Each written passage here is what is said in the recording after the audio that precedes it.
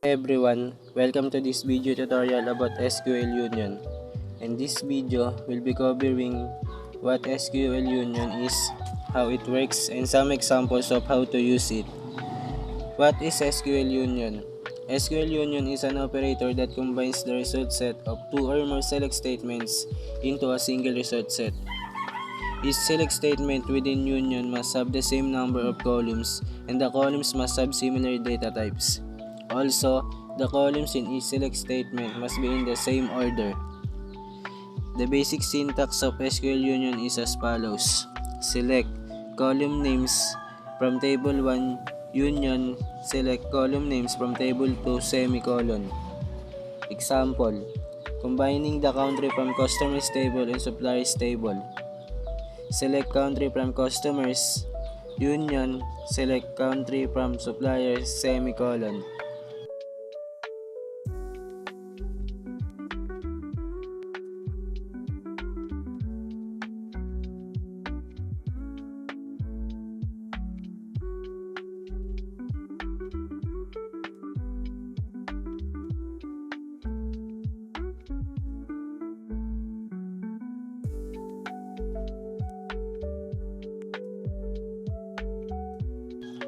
The results return a result set that includes all countries from both tables.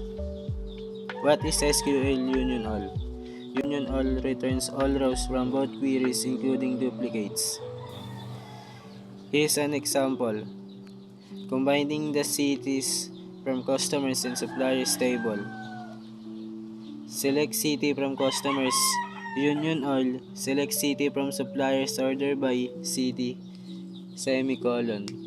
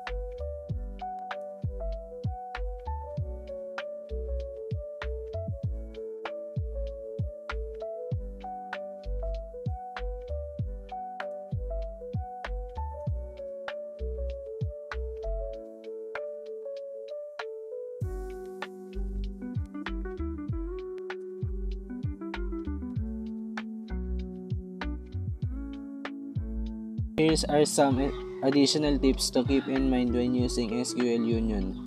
1. Make sure that the columns in each select statement are in the same order and have similar data types.